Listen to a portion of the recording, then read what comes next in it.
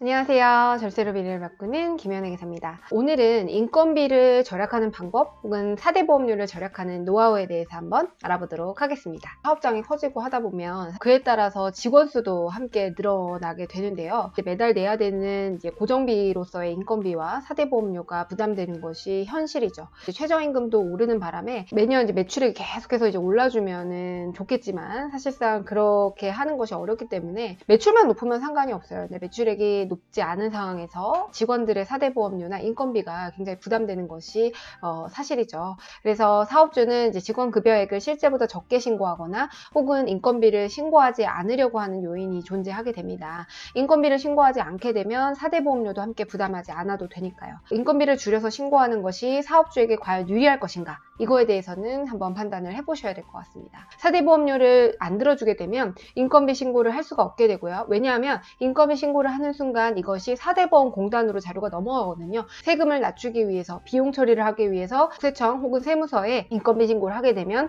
그 자료가 4대 보험 공단에 넘어가서 4대 보험료가 한꺼번에 부과가 됩니다. 근로자가 혹은 퇴사한 경우도 있을 텐데 그 경우에는 사업주가 전액 부담을 해야 되는 문제가 발생을 합니다. 따라서 4대 보험료를 납부를 하고 인건비 신고도 해야지 상호 간에 문제가 없습니다. 4대 보험료를 부담하지 않기 위해서 인건비를 반대로 신고하지 않게 되면 비용 처리도 하지 말아야 되고요. 그렇게 되면 사업주가 부담해야 되는 종합소득세는 커지게 된다는 점, 근로자 부담분, 사업주 부담분을 포함해서 4대 보험료가 한 20% 정도 되는데 소득세율보다 낮습니다. 순이익이 4,600만 원이 넘어가게 되면 근로자 부담분까지도 4대 보험료를 사업주가 전부 다 부담한다고 하더라도 4대 보험료를 들어주는 것이 100% 유리합니다. 그렇다면 이 4대 보험료를 줄일 수 있는 방법, 사업주가 부담하는 금액을 줄일 수 있는 방법이 어떤 것이 있을까요?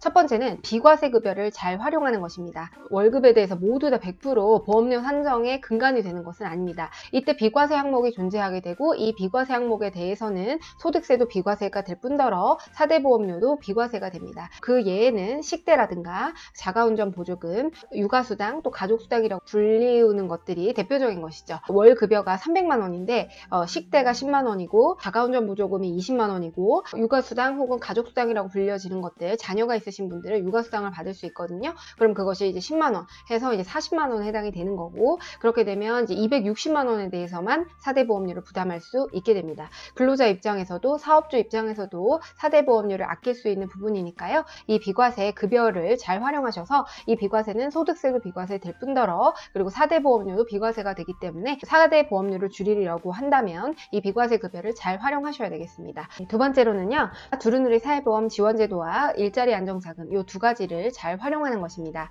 두루누리 사회보험 지원제도라고 하는 것은 정부 차원에서 이제 영세 사업주분들의 4대 보험료 부담을 낮춰주기 위해서 운영이 되고 있는 거고, 10인 미만의 영세 사업장이면 신청을 할 수가 있고, 두루누리 사회보험으로 지원받는 근로자는 월 평균 급여가 190만 원 미만이어야 됩니다. 산출된 보험료에서 국민연금과 고용보험료를 최대 90%까지 지원을 해주기 때문에 상당히 많은 금액을 지원해주는 것이라고 볼 수 있겠습니다. 10인 미만 사업장의 경우에는 반드시 이 두루누리 사회보험 지원제도를 신청을 하셔서 혜택을 받으셔야 될 것 같고요. 2018년도부터 최저임금 인상으로 인해서 일자리 안정자금이 지원이 되고 있습니다. 월 보수액이 190만 원 미만이면서 고용유지를 1개월 이상 하고, 그리고 최저임금을 준수하는 경우에는 고용보험을 가입한 사업주의 경우에는 지원금을 신청을 할 수가 있는데요. 지원 금액은 근로자 한 명당 최대 13만 원까지 지원이 되고 있으니까 이 사업도 잘 활용을 하시는 것이 좋을 것 같습니다. 일자리 안정자금은 평균 근로자 수가 30인 미만이어야 가능하고요. 두루누리 사회보험 지원제도는 특수관계자도 가입이 가능하고요. 일자리 안정자금은 특수관계자는 지원 대상에서 제외되었습니다.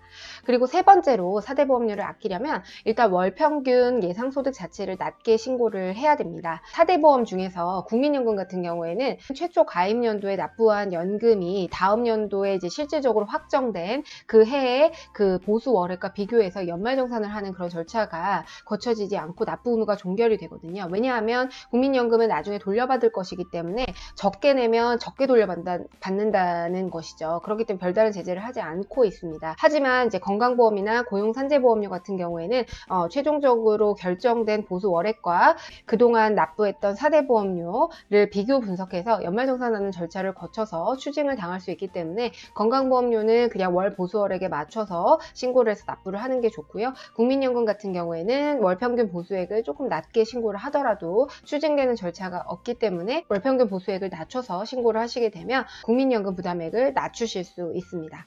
그리고 네 번째는 1일 이후에 입퇴사 신고를 하게 되면 당월에 납부를 할 것인가 희망과 미희망을 선택을 할 수가 있는데요. 10월 달에 취득 신고를 하는데 10월 1일에 신고를 하게 되면 국민연금과 건강보험료를 무조건 납부를 해야 합니다. 하지만 만약에 중간에 1일 이후에 취득을 하게 되면 취득 신고 즉 입사를 하게 되면 그 경우에는 당월 취득에 대한 미희망, 희망을 여부를 선택해서 그 당월 즉 10월 달에 납부 여부를 결정을 할 수가 있거든요. 1일에 신고를 하게 되면 무조건 그 해당 월에 건강보험과 국민연금을 납부해야 되지만 1일 이후에 취득신고, 입사를 하게 되면 그 해당 월은 10월 달은 납부를 하지 않아도 됩니다.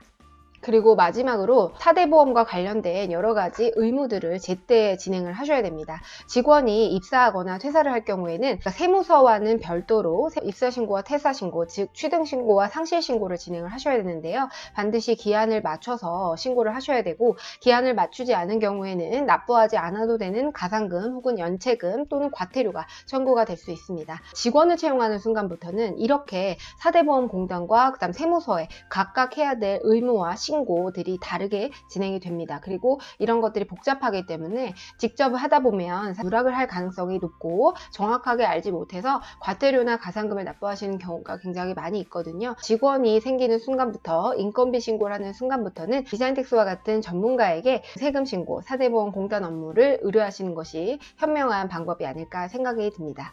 네, 지금까지 4대 보험료를 절약하는 노하우에 대해서 한번 알아봤고요. 인건비 신고를 의뢰하시려면 디자인텍스에 지금 바로 연락주세요. 지금까지 김혜연 회계사였습니다. 감사합니다.